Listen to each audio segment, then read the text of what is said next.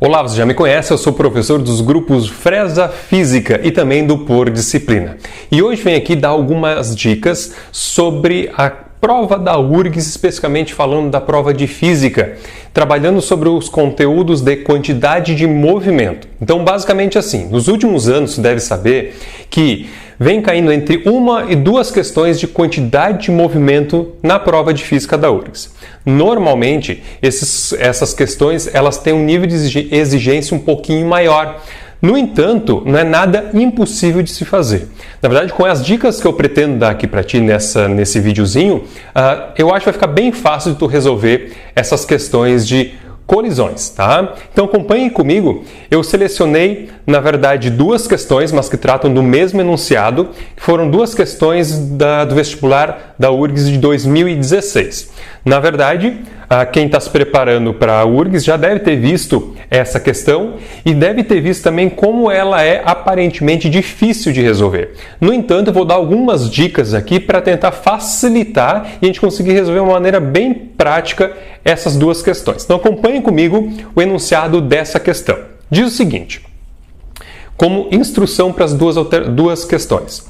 As duas questões a seguir referem-se ao enunciado e figuras abaixo.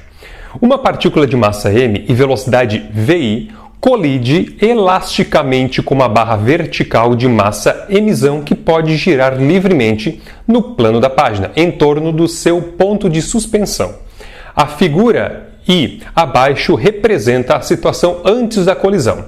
Após a colisão, o centro de massa da barra sobe a uma altura h e a partícula retorna com velocidade vf, de módulo igual a vi sobre 2, conforme representa a figura aqui. Muito bem, a primeira questão que a gente vai fazer, filtrando essas informações e dando o que se pede é, considerando G o módulo da aceleração da gravidade, a altura h atingida pela barra é igual a...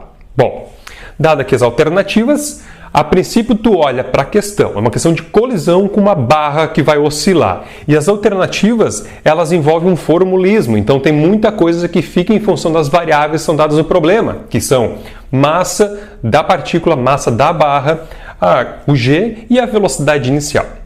Muito bem. Agora, vamos tentar filtrar, esquecer um pouco as informações em si e tentar analisar a situação fisicamente. Primeira coisa que é bem importante a gente salientar, é uma colisão elástica, uma colisão elástica. O que isso significa? Significa que além de tu ter uma conservação da quantidade de movimento, que é própria de qualquer colisão, há também conservação da energia cinética numa colisão elástica. E por isso, por que eu vou pegar a ideia dessa conservação da energia cinética? Porque é o seguinte, ele fala que essa barra vai atingir uma altura h. Então eu estou pensando em fazer o seguinte, a situação é, essa partícula antes da colisão tem uma energia cinética. Ao colidir, parte dessa energia cinética é transferida para a barra. Essa barra, tendo uma energia cinética, vai transformar essa energia cinética em energia potencial gravitacional. Então, eu vou resolver toda essa questão pensando em termos de energia, tá? Então, dá para a gente pensar o seguinte, como é uma colisão elástica, tem conservação de energia cinética, eu vou fazer a energia cinética antes da colisão é igual após a colisão. Qual é a energia cinética antes da colisão? Somente a partícula que estava se movendo. Então, eu tenho mzinho vi ao quadrado por 2, essa é a energia cinética do teu sistema antes da colisão. E depois da colisão, o que a gente tem? A partícula ela retorna com uma velocidade vi sobre 2, o enunciado diz isso, então eu vou botar vi sobre 2 tudo ao quadrado, que é a velocidade que ela retorna sobre 2, essa é a energia cinética, mais a energia cinética da barra. Afinal de contas, essa barra aí agora está se movendo após a colisão. E aí ele vai perguntar qual é a altura. Bom, mas pense comigo então, vamos tentar simplificar um pouquinho esse termo. Aqui eu vou jogar esse termo do lado direito da igualdade para o lado esquerdo e vou relacionar esses dois termos. Então aqui eu vou ficar com 1/2 desse termo mv ao quadrado e aqui eu vou ficar com 1/8. Então vai ficar 1/2 menos 1/8, isso daqui vai dar 3/8. Então nós temos 3/8 de mVi ao quadrado é igual à energia cinética. Agora, qual é o grande detalhe que aqui vai fazer toda a diferença? Tá, mas ele não está perguntando a energia cinética da barra, ele está perguntando a altura que essa barra vai atingir. Então não dá para a gente pensar assim. Após a colisão, tu tens uma conservação da energia mecânica, ou seja, toda a energia cinética da barra vai se transformar em potencial gravitacional. Então, tanto faz tu chamar essa energia do tipo cinética ou do tipo potencial gravitacional. Então, na verdade, essa energia cinética aqui é igual ou vai se transformar em mgh.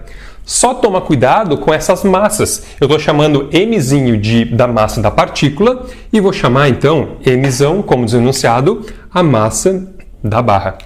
Feito isso, o que ele quer? Basta isolar esse h. Isolando o h na nossa fórmula, vai dar 3/8 mvi ao quadrado sobre mzão g. Onde está a alternativa correta aqui? A alternativa correta é a alternativa D, onde vai falar então que essa altura equivale a 3/8 de mv ao quadrado sobre mzão g. Tá ok? Note, em termos de fórmula, formulismo, não tem nada de novo. Basta a gente pensar em energia cinética e energia cinética se transformando em energia potencial gravitacional para encontrar o H. Agora, o difícil dessa questão é ter esse raciocínio. Então sempre pensa, qual foi o detalhe que me fez levar a partir da conservação da energia cinética? Porque é uma colisão elástica. Tá? Então esse é o detalhe. Uma outra dica é tu analisar as alternativas. Note que em todas as alternativas tu tens pelo menos um v ao quadrado. O que isso significa? Se tu fosse resolver isso aqui por conservação da quantidade de movimento, provavelmente tu chegaria em alternativas ou uma resposta que tu teria um v. Porque quantidade de movimento é m vezes v. Agora, se todas as alternativas têm um v ao quadrado, isso te faz lembrar de um mv quadrado por 2, te faz lembrar de energia cinética. E foi por aqui então que eu comecei a resolver esse problema e conseguimos resolver por energia, ok? Então essa daqui era uma das questões.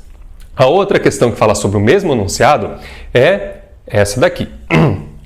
Pega o mesmo problema, a mesma situação, então por isso que a figurinha é a mesma, e ele vai te perguntar, o módulo do impulso recebido pela partícula é... E aí, basta tu pensar o seguinte, que impulso, pela própria definição, é uma força aplicada durante um tempo. Só porque o problema não vem falar nada de força e nada de tempo. Então é interessante tu não ir por esse caminho. É interessante tu pensar que impulso é o responsável, o causador por variar a quantidade de movimento. E nesse caso aqui ele está perguntando recebido pela partícula. Então a gente vai analisar a variação da quantidade de movimento da partícula. Note então que a gente tem a massa da partícula, tem a velocidade inicial da partícula, que é antes da colisão, e a velocidade após a colisão. Então a gente tem todas as informações. Só toma cuidado num detalhe. Impulso e quantidade de movimento, principalmente a parte da quantidade de movimento que a gente vai trabalhar, que é o produto entre m e v, m é um escalar, mas v é vetor. Então tu tens que tomar cuidado que aquela velocidade que ele te dá, ora está indo para a direita, mas ora está indo para a esquerda. Então tem que botar essas duas velocidades em sentidos contrários. O que isso representa? Uma delas vai ser positiva e outra vai ser negativa. Então tem que fazer uma análise vetorial, senão tu vai errar. Note comigo, por exemplo, se tu não levasse em consideração essa análise vetorial, tu ia chegar numa resposta que não é a resposta correta. Acompanhe comigo. Impulso. Variação da quantidade de movimento. mv final menos mv inicial. Seguindo essa lógica aqui, que vale ressaltar, é uma lógica que está errada, já já eu vou corrigir isso. Velocidade final é vi por 2, que é metade da velocidade inicial, menos mvi. Então tu vai chegar à conclusão fazendo assim, tu tens isso daqui como uma resposta, tu tem metade menos 1, tu vai ter o teu impulso como sendo menos metade, ou seja, mvi por 2, ou seja, 0,5 mvi. Tu chegaria à conclusão que teu impulso é a letra D de dado. Sairia super confiante, mas na hora que tu ia conferir o gabarito, tu vai perceber que não é a letra D, mas sim a E. Por que isso é verdade? Porque tu esqueceu de fazer análise vetorial. vetorialmente, que é a relação correta que tu tem que fazer. A velocidade final é vetor, a inicial é vetor. Daí tu tem que adotar um referencial. Por exemplo, vou adotar que para a direita é positivo. Então a tua velocidade inicial ela é positiva. Então eu botei aqui um VI positivo. No entanto, quando ela retorna para a esquerda. Então seria o sentido negativo. Então eu teria que colocar um negativo aqui nesse teu VI sobre 2. E aí tu tens dois termos negativos. Tu vai ter menos MVI sobre 2 menos MVI. O que isso vai te dar?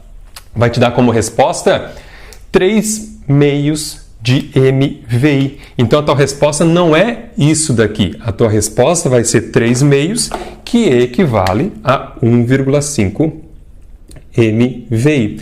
Por que eu já não estou colocando o sinal? Porque ele está perguntando o módulo desse impulso. Ok? Então toma cuidado. Normalmente a URGS gosta de fazer uma pegadinha, que a pegadinha é, se ele só perguntasse o impulso, seria só uma aplicação de fórmula. A URGS normalmente não adota apenas uma aplicação de fórmula. Tu vai utilizar a fórmula, mas ainda tem que ter um raciocínio. E o raciocínio é tu entender que a quantidade de movimento é um vetor. Então tu tem que fazer essa análise vetorial. Tá ok? Então, fechando essa questão, temos como alternativa correta a alternativa E, 1,5 MVI, tá ok? A última dica que eu tenho que dar para vocês é, se queres fazer uma boa preparação para 2018, não deixe de saber os grupos que são oferecidos pelo Por Disciplina Centro de Estudos. Dá uma conferida, entra lá no site pordisciplina.com.br e tu vai perceber toda uma equipe que está preparada para fazer uma boa preparação para Enem e vestibulares e te ajudar a conquistar a tua vaga na universidade. Fico por aqui, tá dada a dica de hoje e desejo a todos uma boa prova.